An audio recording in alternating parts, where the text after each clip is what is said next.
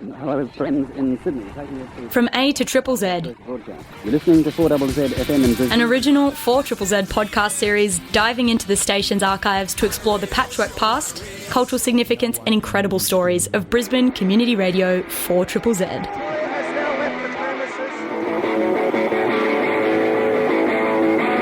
I'm Kristin Black, and in November I had the privilege of interviewing Billy Bragg for the 4ZZZ 45th birthday podcast series From A to Triple Z. Here is the full and uncut interview with Billy, where he generously reflects on his first visit to Brisbane in 1987 and his legendary gig at East's Leagues Club. Billy's memory of that night is nothing short of remarkable.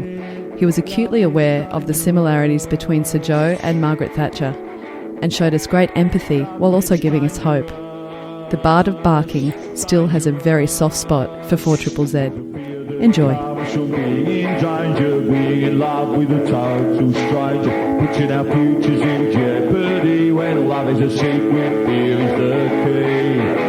When we meet in the street, my terror is complete. Love gets dangerous. Billy, wonderful to have you along as part of our 4ZZZ 45th birthday podcast series. I just want to start off tonight, Billy, or today for you. How are you, bearing in mind Great Britain's just gone into another lockdown and the US is having probably one of the craziest weeks in its history?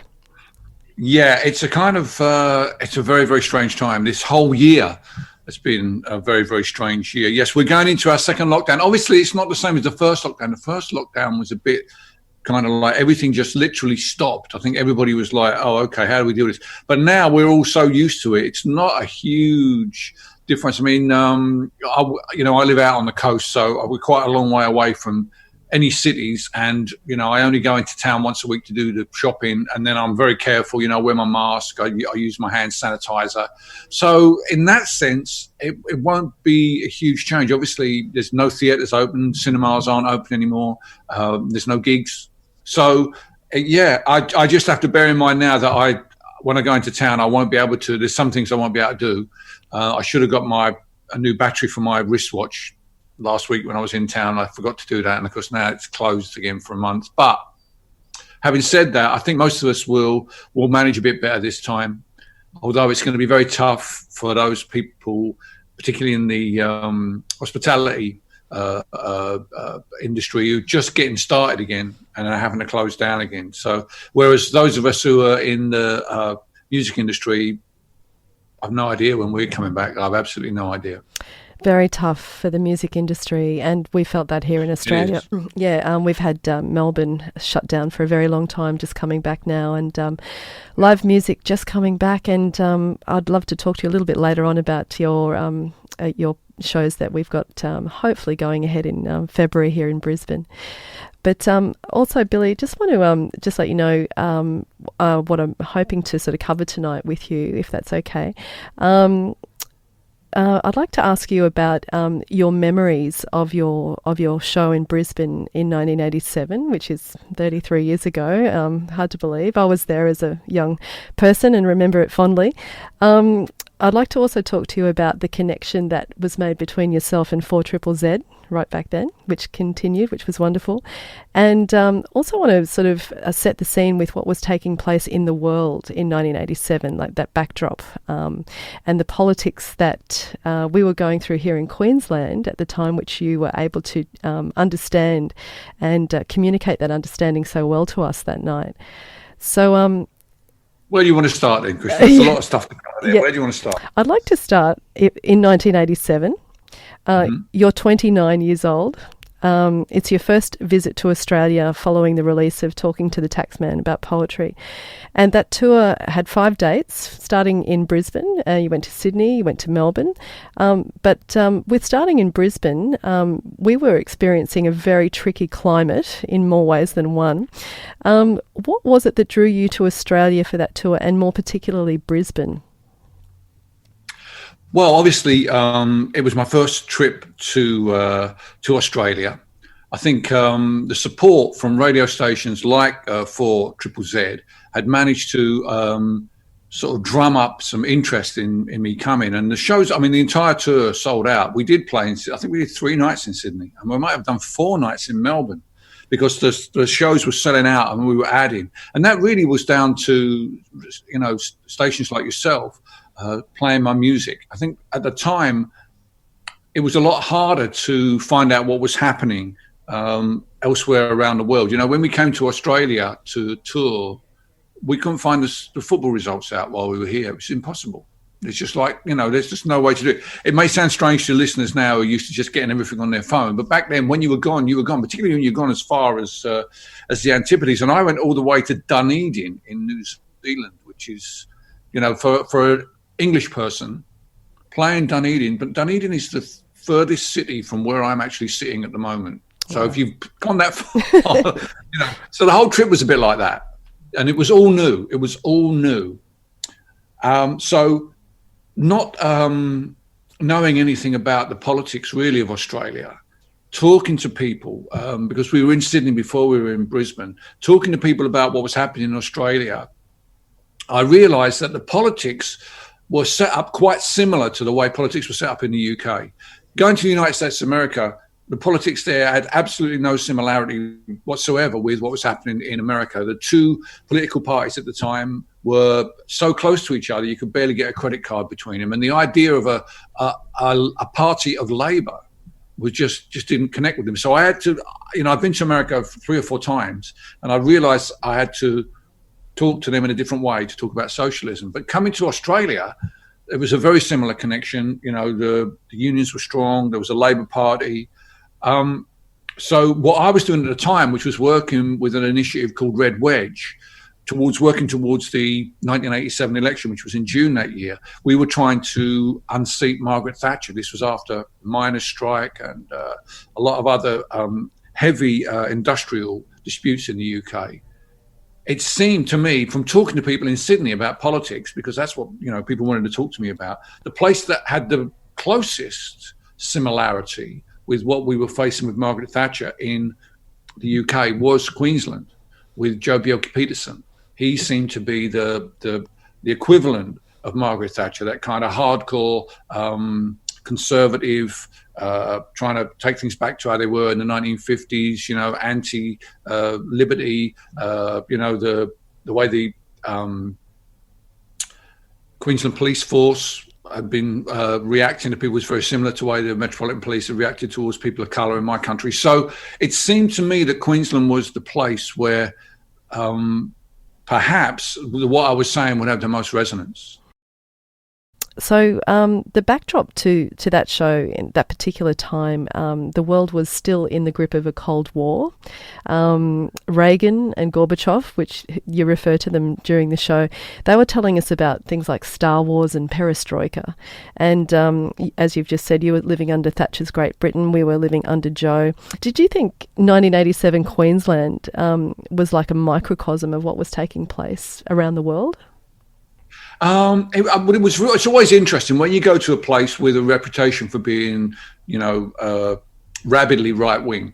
As a left wing songwriter, you're always in the back of your mind thinking to yourself, how is this going to go? What's going to happen here? How am I going to deal with this? I once did a gig in Tucson, Arizona, where I very, very seldom, I don't ever played there since. It was a tiny little club.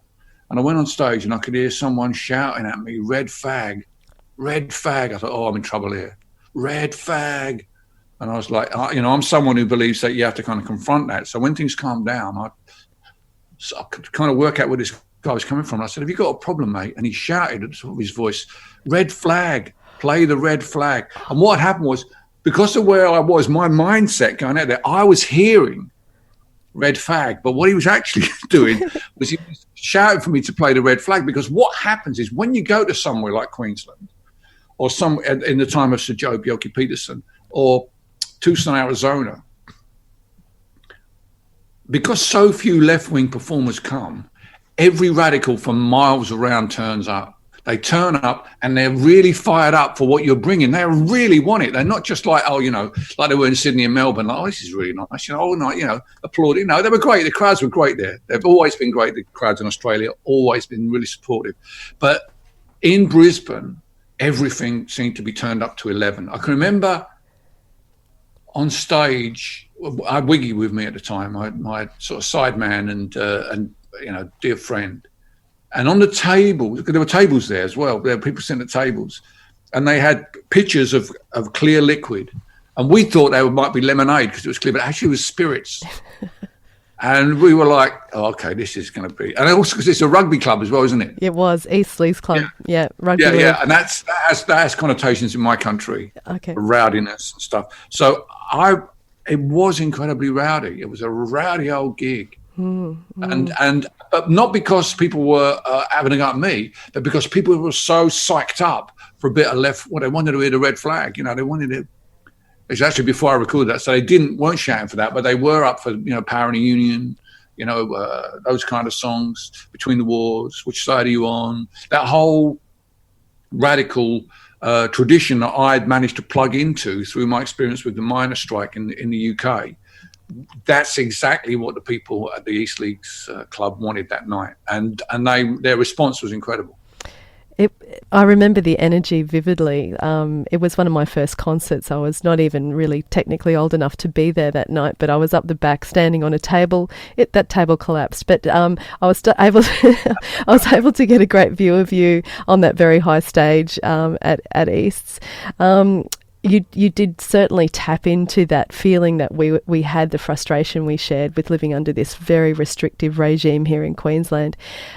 For me personally, it was a real coming-of-age concert because I felt like I found my people, and I felt like you understood us and you were giving us a voice. You were speaking to us. Well, I think I was kind of touching a nerve. I think that was already there. Your radicalism was already there. It just so happened that I was coming to connect with that. And as I say, that does happen in some places. You go somewhere where something recently has happened, and you find a much deeper connection than you would at another time. But it doesn't often just come out of the blue like that. And I think we weren't expecting it. I suppose we didn't know enough about East Leagues and about Brisbane.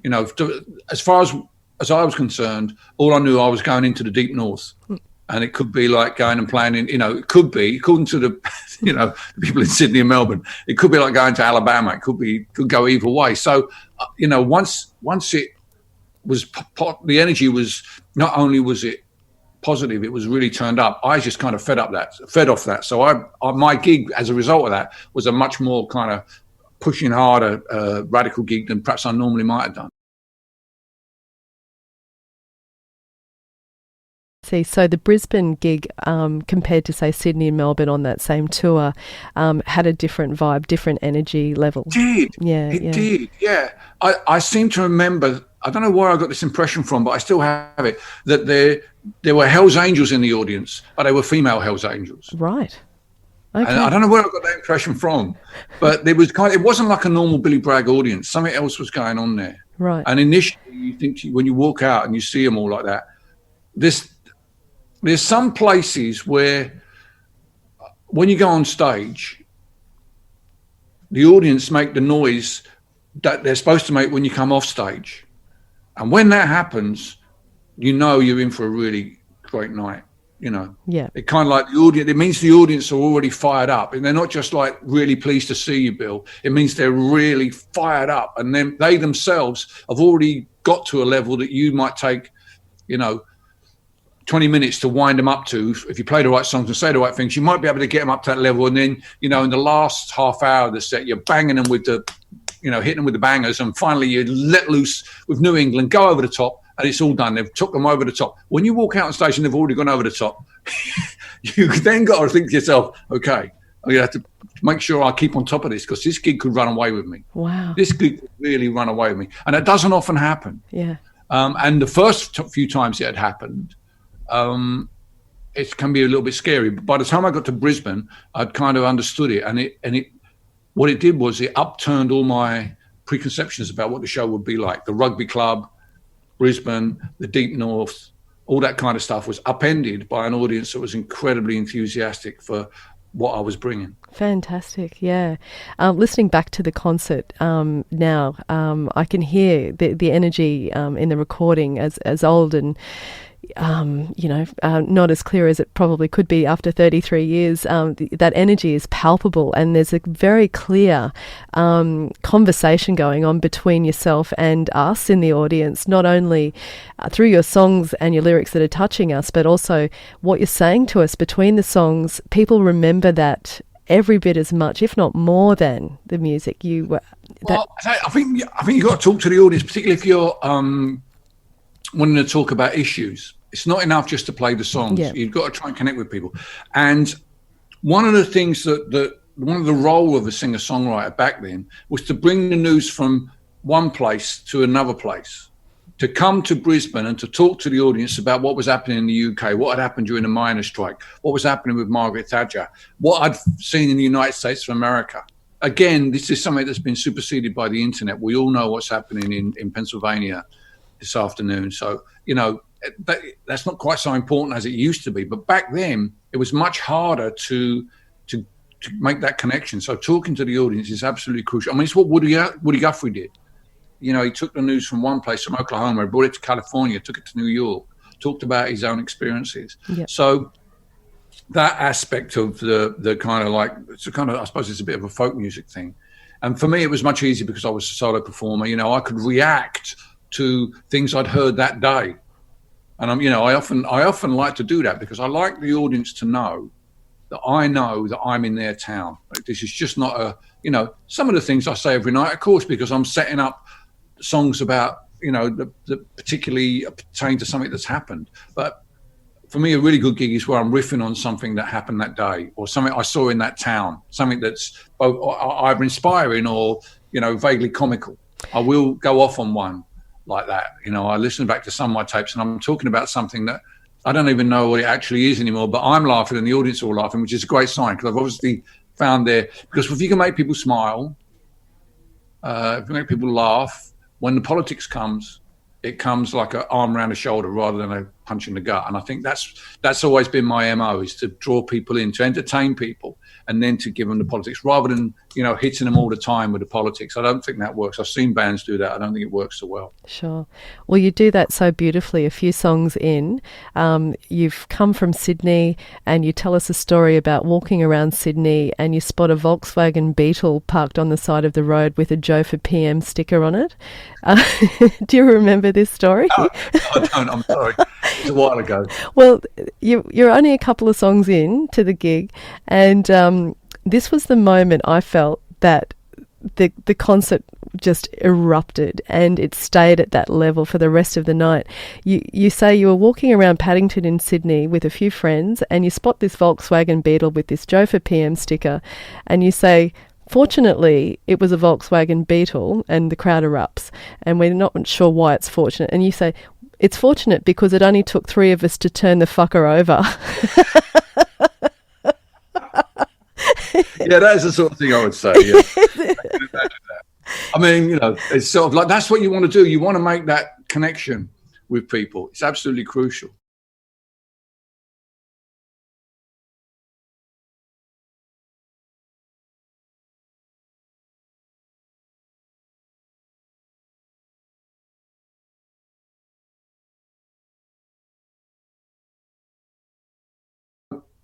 Brisbane was to us, it's not now because I've been there many times, but it was a very strange place to come to. When we got, I think we might have got in the night before, maybe. We went to the hotel. We were staying down by the Botanic Gardens, in a hotel opposite the Botanic Gardens. And it was nighttime. There was something in the trees across the road from the hotel, like monkeys or something, climbing around in the trees. We were like, what the hell is that? We went over to see. It was great big bats. It was bats as big as me, flying. I mean, and they were flying around the lampposts like a moth might do, catching insects. Oh, that blew our minds. Yeah, that absolutely blew our minds. Yeah. So big Brisbane was we had nothing prepared us for that. No, Brisbane was a strange place. In that sense, but it was also a strange place it was one of those few places where I experienced what we laughingly refer to as Bragg mania. And that's a thing that where you kind of lose control of the audience a bit. And things happen. I did a gig once in Leeds where we had to throw a couple of fascists out. And when I say we, I mean the audience. I pointed to them and the audience kind of, without hurting them, just kind of pushed them out of the place. The doing of this made the audience go a bit kind of excitable, and they started, people started fainting down the front of the stage, and we had to, it was very strange. It was like being in the Beatles. Wow. But what happened in Brisbane was, when we got back to the hotel, there were kids hiding in the bushes when we got back with the bus. And we got off the bus, all these kids ran out of the bushes and mobbed me. And we ended up, one of these kids' parents had a kind of an arcade, where you could play pinball machines. And we went to this arcade and they opened it up for us. We went in this arcade and played pinball machines till 3:00 in the morning. Someone got some beer in, all these kids were there from the gig. And that doesn't happen everywhere, Wow. I'd never heard that story. Yeah. And you go away and you think, okay, that's Brisbane. Yeah. You remember every time you come back, you remember that. You remember the energy of the people, that they were so pleased to see you that they went. I mean, people are always pleased to see you when you come to town. They bought a ticket. They're really pleased you're up on stage. They really love what you do. You come with the T-shirt store off, we shake their hand. They're really pleased to see you. But there are some places where it goes beyond that. And you realise that it's something as a much, there's beyond the excitement, there's a real kind of connection there. And I think Brisbane has always had that feeling. And, the thing about Brisbane is it's kind of, with no disrespect to people in Brisbane, it's kind of the Norwich of Australia. And it could easily suffer from Norwich syndrome. And what Norwich syndrome is a city in the UK. It's a lovely city. It's a cathedral city. It's a university city. But it's kind of right on the edge of East Anglia. It's not in between anywhere. You don't go there on the way to somewhere. So you go to often. If you're going to go there, you're going to have to want to go there.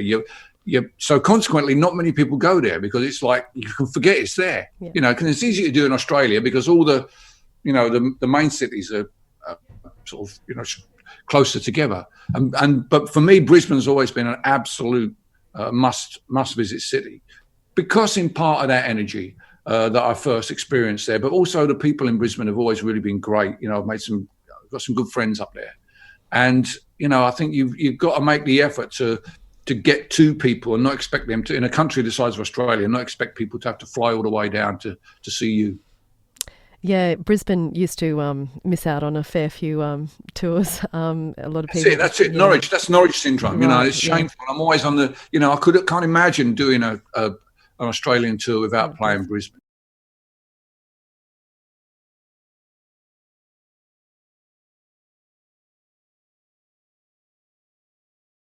So, Billy, I want to just put us back in the context of the fact that 4ZZZ was actually recording that concert in 1987. It was recorded and then broadcast in full. Now, this seemed to be the start of a really lovely relationship that you formed with not only Brisbane but also 4ZZZ. Was that concert your first introduction to 4ZZZ? It was, yeah. I mean, it's my first time in the city. Australia was really great for having stations a little like 4ZZZ. They're kind of the equivalent of the American college stations. That's right. That were taking their cues from somewhere other than the mainstream charts. I don't know this for a fact, but I would imagine that you were looking at the British music papers. Yes. NME. Yeah, in NME. Yeah. So in those kind of places, the college station in America, your independent stations in Australia, people like myself and the Pogues and the Smiths and those kind of bands, we had a real opportunity to go. When we came to a city like Brisbane, we had somewhere to go. We weren't on the outside looking in. And sadly, all the college stations in America have all gone. They've all been taken over, but you're still there. You're still there. You're still interested in talking to old geezers like me who perhaps don't threaten the charts as much, or never really did. So it's not just me who's still around and pleased about that, but I think you should be proud of that as well. 4ZZZ should be proud of that as well for hanging in there and still playing music that's outside of the the comfort zone for a lot of people. Thank you very much for that, Billy. And it is a wonderful celebration to think that we're 45 years old this year. It's hard to believe, on one hand, and when you consider, some of the trials and tribulations this beautiful community radio station has gone through, particularly shortly after that 87 gig, really. In 1988, we saw a lot of changes here in Queensland. So Joe was not Premier anymore. His own party had listen, I take no credit for that, but it's as soon as I turn up, house came down like a house of cards. I'm saying nothing. I'm just sitting back here and smiling. Yeah, a coincidence, I think not. But yeah, so Joe was gone, and he was ousted by his own party ahead of his own desired date. He wanted to retire on the 8th of the 8th, 88, and they made sure he was gone before that, which was a bit of a surprise. The National Party was not quite gone yet, but so Joe was gone. But 4ZZZ was at the University of Queensland campus. That was its first home. And then at 4 in the morning in December 1988, a right-wing led student union, which is quite an oxymoron in terms of they evicted ZZZ from UQ without warning, and it was we were homeless. There were broadcasting from the transmitters up at Mount Cootha, and then we had to find another temporary home, fast forward another 18 months, and you're back at East Leagues Club playing like a fundraiser at our market day for 4ZZZ. So your support for the station in all of its highs and lows was really evident. So thank you for coming back. I think it's the very least I should be able to do after the support you've shown me, because, you can guarantee there was nobody else in Queensland playing my records in 1987. I'm totally aware of that. So, you're responsible for putting Brisbane on the map for me. And to be able to come back still and see you, it's kind of, we've been through a lot together, and we're still here. We have, and it's that was the start of a beautiful friendship. And I understood that you were a musician subscriber to our station, an international. I was indeed. That's really special for us as well. So thank you for all your support of ZZZ over the years, and particularly in our trickiest hours in the late 1980s. Thank you for your support for me. Because that's the nice thing, to be able to come back to the city and find you still there and hang out as well. It's encouraging, it's encouraging. So much has disappeared from the way the music industry used to run, the way the live industry ran, the venues are gone. Is the East League still there? East Leagues is still there. It looks a little bit different these days. It's a little bit more snazzy these days, you could say. Oh, snazzy. That's not good in a rugby club. No. Snazzy rugby club. They don't go together, those ideas. That's right. I had a look at their website today, and it looks very different to the way it did in the late 1980s. They're still selling jugs of spirits, I bet. I bet they are too. No, you actually refer to East throughout the set as a strange shaped rugby club, and that's my memory of it as well. It was a bizarre shape of a rugby club. It was and it had a high stage, didn't it? It had quite a high stage. It had a very high stage, and that might always makes you nervous. The high stage is kind of the equivalent of chicken wire across the front of the stage. Oh, right. Like Blues Brothers. To stop climbing up and grabbing hold of you and stuff like that. It's always a worry when you come in a place like that. I can understand. I do remember people at different gigs there. I saw Sonic Youth there maybe 2 years later, and there was a lot of stage diving, so I hope those people made it through those nights. Yeah, but it was a strange shaped venue, and very high stage, hence the table surfing that I was doing that particular night. But if it's okay, Billy, I'd like to talk about a couple of the songs that you played in your you played 23 songs that night, actually. Well, and when that happens, when the audience take control of the gig, it's because normally my set will be about 18 or 19. A similar thing happened to me in Adelaide last time I was in Australia. I had a night off before going to Perth, and I was hoping to take a ride on the Ghan up the middle of Australia. I've always wanted to do that, but they added an extra show in Melbourne. It kind of balls it all up for me. So I had this day between Melbourne and Perth. So they put me on in Adelaide, at the Gov, and I hadn't played. I've been touring the Train record with Joe Henry, and I hadn't played an electric show for about a year, and I wasn't even sure if I could remember how to do it. So I kind of wrote a set list, and it was Monday night, and it was raining. I thought this could go really wrong. If I'm not careful here, it's going to have to really concentrate. But unbeknownst to me, it was the Monday night before Anzac Day. So the next day was a day off. So it was like a Saturday night. Everybody was up for it. And at some point, I started playing songs from Brewing Up. And then I played as much as I could remember of Brewing Up, as long as the audience could remember the first line of a song. And I ended up playing like 25 songs. And it was great fun. I don't know, though. I did say to the audience at some point, I don't know if I'm indulging you or you're indulging me here. I don't know really what's going on here. But those kind of gigs, when you take the set list, throw it out, and just go with the mood, that's always a good sign, you know? Absolutely. That's always a good sign. So that's your bash, what do you call it? Bash 'em up? Bash 'em out brag. Bash 'em out brag, that's right. Yeah, you and a guitar. I'll still do that when I have to.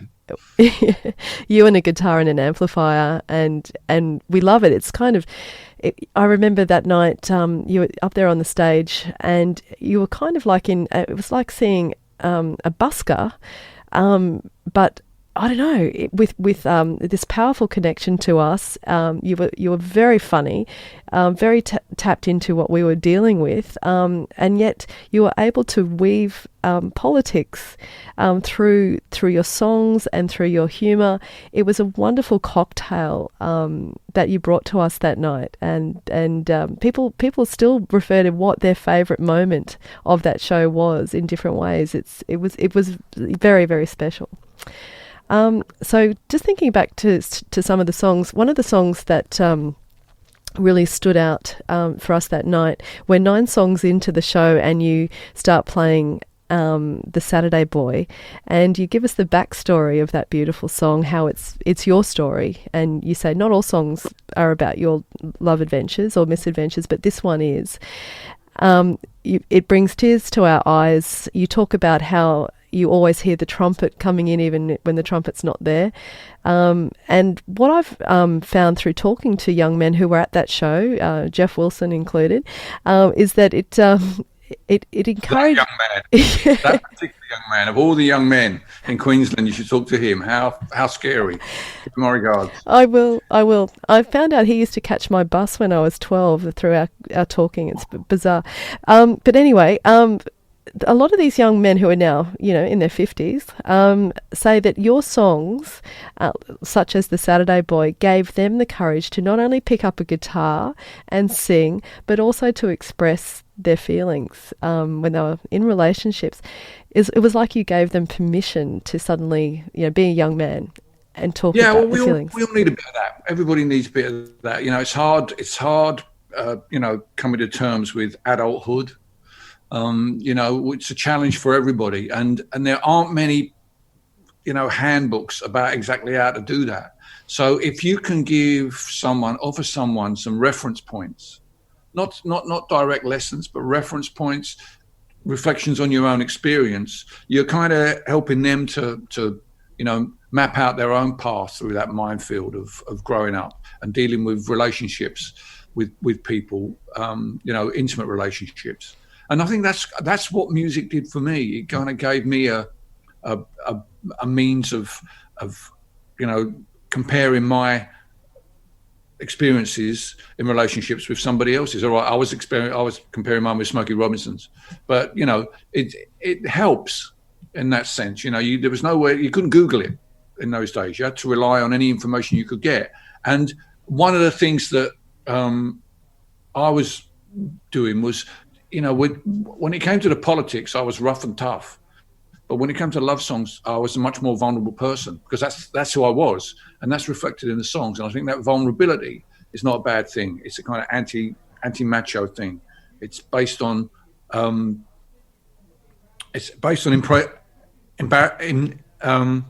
embracing your insecurities rather than trying to cover them up by being macho, and accepting that's part of who you are.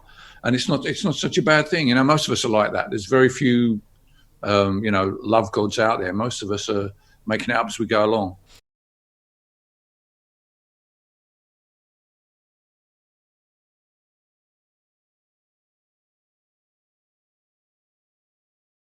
I personally want to thank you for Levi Stubbs' Tears, actually, because I was learning guitar at high school and saw you on. I saw the video clip to Levi Stubbs' Tears, and I was not yet in the world of bar chords, and I watched what you were doing on the fretboard, and it was like an epiphany for me, going, oh, that's what he's doing, and I tried it.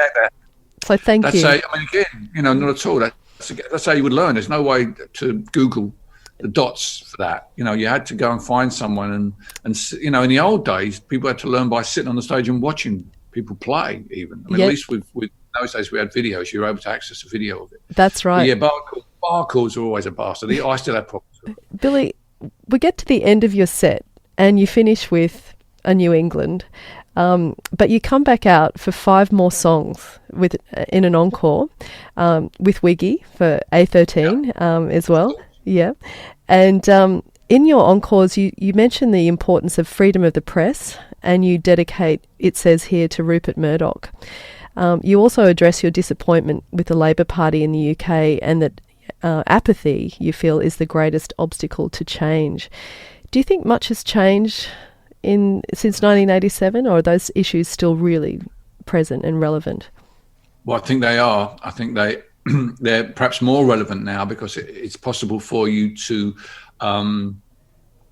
get your information from one political source. You might listen to 4 or 5 different sources, but you tend to tune into something that underscores all your beliefs rather than challenges them. And that's what we really need. And with regard to the apathy, I think that, although I think I've come to understand over the years that the real enemy of all of us who want to make the world a better place is actually cynicism, and our own cynicism as well, not the cynicism of Rupert Murdoch and his newspapers, but the cynicism of those of us who want to make the world a better place.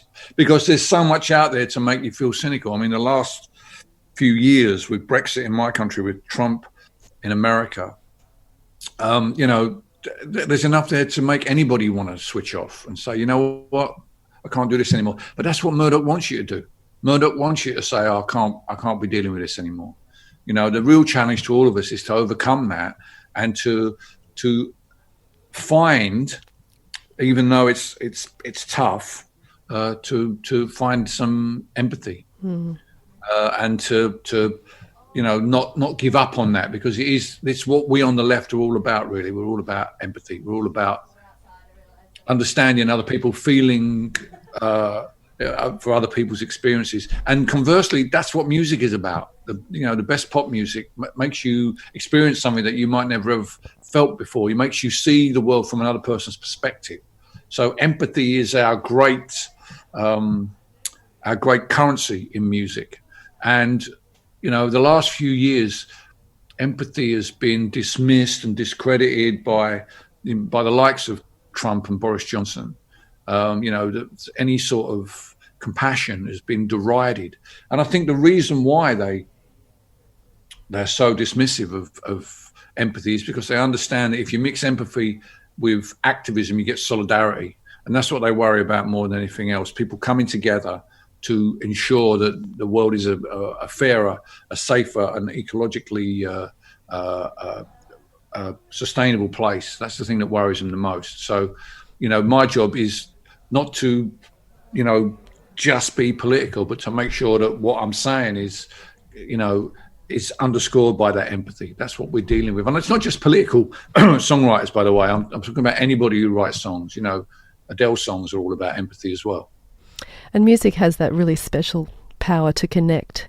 It does. That's the power it has. I mean, people get a bit upset when I tell them that music can't change the world. But, it's frustrating for 2 reasons. One, because we know it deeply moves us. And 2, it's often articulates things that we can't say in straight conversations. But the thing is, it has no agency. It really has no agency. But the role it does have is to encourage people to themselves to act, to offer them a different perspective, and for them to go away and change the world themselves if that's what they want, rather than relying on some bloke up on stage with a guitar to do it for them. I've always been against that. I've always been trying to challenge my audience, if you like, to go out there and make that difference. That's a really good point, Billy, because it leads me to what I was about to mention to you about the last song of the night at East Sleaze Club in 1987. Your final song that night was you did a cover of the Beats' "Stand Down, Margaret," which was a plea or a demand for your Prime Minister to step aside, and it seemed to sum up a sense of frustration that you were feeling back home, again paralleling our experience here with Sir Joe. And in between the verses, you once more connect with us and you say, "We have a word for you, Sir Joe, and the word we have is no." And you also recite his famous or infamous utterances. You're totally across it. You said, Sir Joe says, "Don't you worry about that. You leave it to me. Lady Flo will speak to me. God will speak to me." And then you went on to say, he thinks he's on a mission to make this country a mini South Africa. But then you put it to us, the audience. In the song, you say, "What are you going to do? You and you and you." So you hand it over to us at that moment, at the end of the night, after we've just been in the palm of your hand, after 23 songs. And exactly what you were just saying, it's over to you guys now. Do something about, if you're not happy, do something. Yeah, because although I didn't realise it in those early days, the way that works is that there's a solidarity in song. You know, when you're in the audience, I mean, I don't know you said, how old were you? I was 17. Yeah, you know, you're in a room with all these politically charged up people. I don't know what your experience was, but you may never have been in a room like that before. You may never have been in a room to see a load of people singing "There is Power in the Union" at the top of their voices. And what I want is for you to go away and everybody else to go away feeling the same way that I feel when I see an audience react like that, which is that I'm not the only person who gives a shit about this stuff. There are other people out there who care. But it's more important for you because you live in this town. The next day, I'm in another town, laying that same trip on another audience. I'm gone, but you're still there. And you take away from that night a small nugget of solidarity that there's a room full of people in Brisbane who give a shit about this stuff. You are not alone. And that's the power that music has. Not the power to create change, but the power to inspire people, to give people that momentary sense of solidarity, whether it's political or emotional, because it works on an emotional level too. You know, if you have a song that you really invested a lot of emotion in and everyone's singing at the top of their voice and the person who wrote it singing it and you're singing it, you get a solidarity from that as well. But in that particular case, on that particular night, what I was doing at the end there was really about trying to fire up, reflect back onto the audience the activism that I was experiencing from that audience and reflect it back onto them so that they took away, because they left with their activism supercharged because I left with my activism supercharged after that gig. Yeah, that wonderful connection and conversation that was happening all night. Yeah, it was amazing. And at the end of that song, you don't leave straight away. You squat at the front of the stage and you stayed there for quite a while talking to us about whatever it was that we wanted to ask you. You signed whatever it was we put under your nose, and that meant so much to us because we really felt that you got us and there was a connection. Well, that's how I found out about what was happening in Queensland, doing that in Sydney. People telling me about, because, that's where you find out, because all the things you've talked about politics, people are psyched up about politics. They want to come and tell you what's going on. Right. They want to come and tell you what they're doing. They want to come and tell you what struggle they're involved in.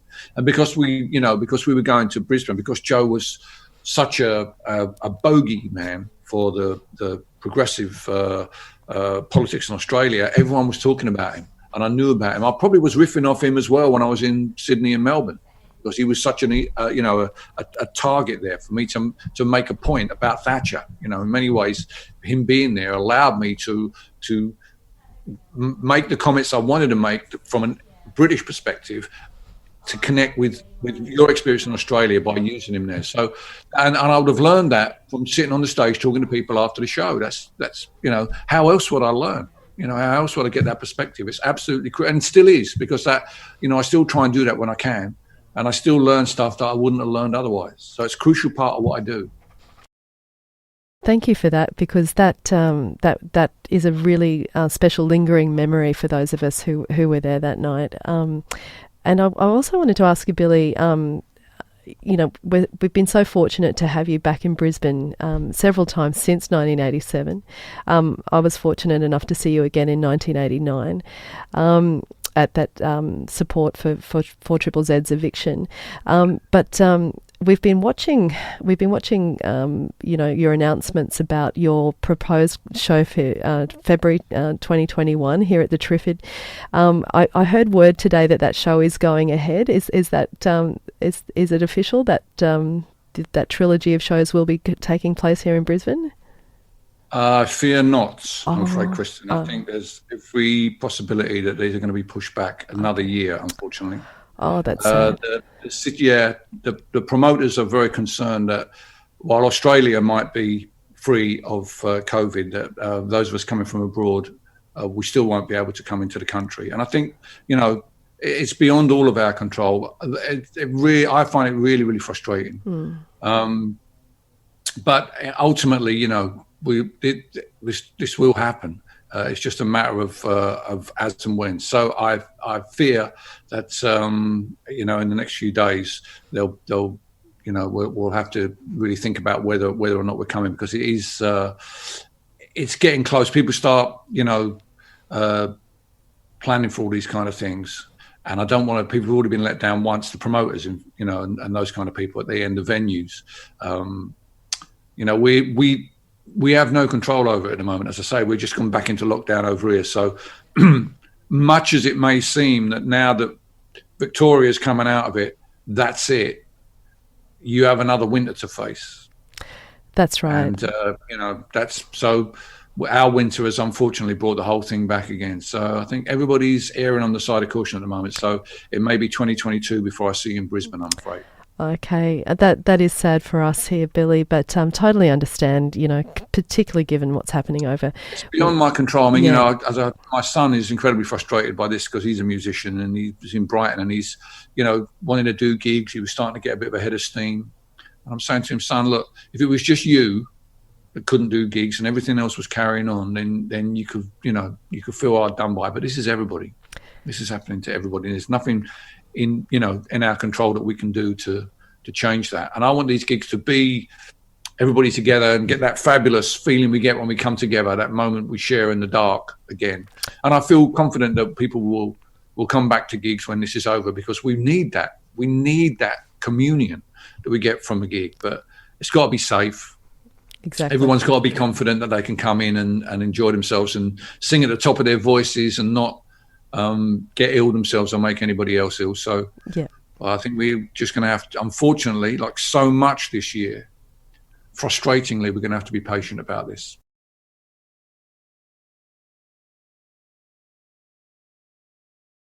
I love the format of this trilogy. It's called One Step Forward, Two Steps Back. 3 shows on 3 consecutive nights.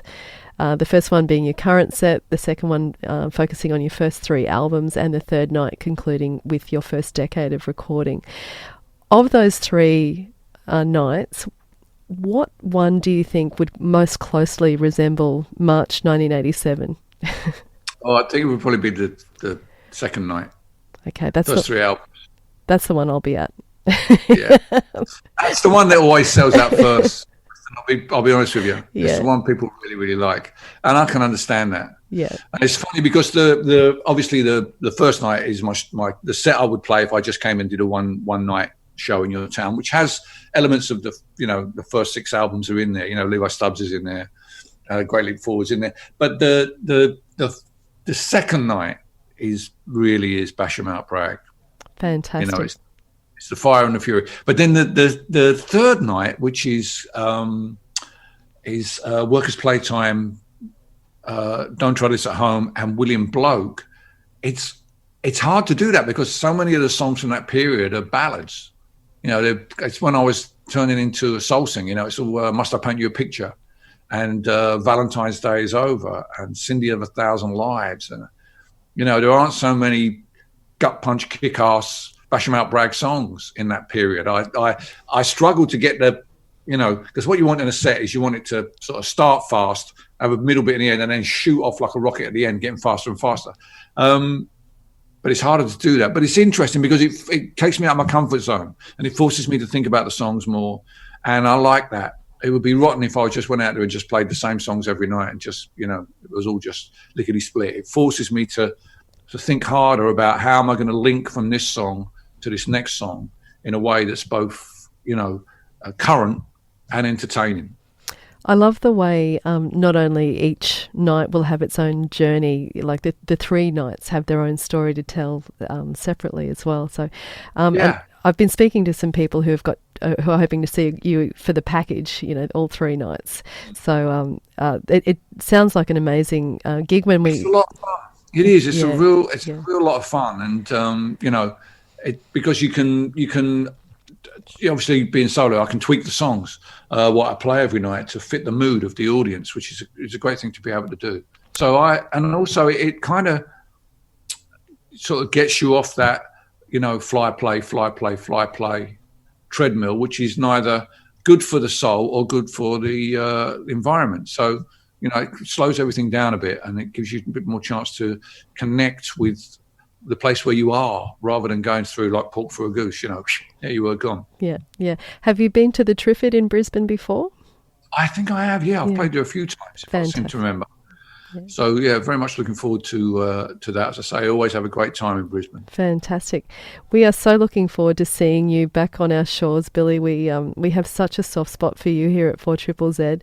And we're delighted that, firstly, we're able to have this conversation tonight, and very delighted that you can be part of our 45th birthday celebration via the podcast, which I will send to you when it's all been edited and finished off. Well, Billy, thank you so much for your time this evening or this morning where you are. It's been well, thank you for involving me in this celebration. It's amazing that we're both still around. Absolutely. 33 years, Billy, since that night. It doesn't seem like this the other week, as you said. It's very strange. And I always imagined I came to Australia earlier than 1987. I was quite surprised when I realised that was my first tour. But it was it was the beginning of a really great relationship with the audience in Australia. They've always been very, very supportive of what I've done. It's one of those places where that's why I'm not too, though I'm disappointed and frustrated by the fact we're having to put these dates back again. I know that when I come there, the audiences will be really into what I'm doing, and who knows, I might even have a new album out by the. Wow! Okay, a bit of insight. Don't tell Jeff Wilson, whatever you don't tell Jeff Wilson. But there is some plot to use up some of this downtime to do some more recording. So fantastic. Yeah. Well, that's one of the silver linings of what we're all going through right now. Yeah. Well, wonderful to meet you, Billy, at long last. And lovely to talk to you as well. Thank you, and I'll look forward to seeing you when you're next on soon. Yes, soon. Absolutely. And I wish you all the best under current circumstances with COVID and everything else that's going on. And talking to you this morning as well. Thank you, Billy. Thank you very much for letting me part of your celebrations. Thank you, Billy. You take care. Here's to the next time. See ya. See you later. Goodbye, a secret message to a happy home. I've never been so scared. I never knew you cared. Love gets dangerous. Love gets dangerous. Dangerous. There's a fear that comes from being in danger, being in love with a total stranger, putting our futures in jeopardy when love is a secret, fear is the key. When we meet in the street, my terror is complete. Love gets dangerous. Love gets dangerous.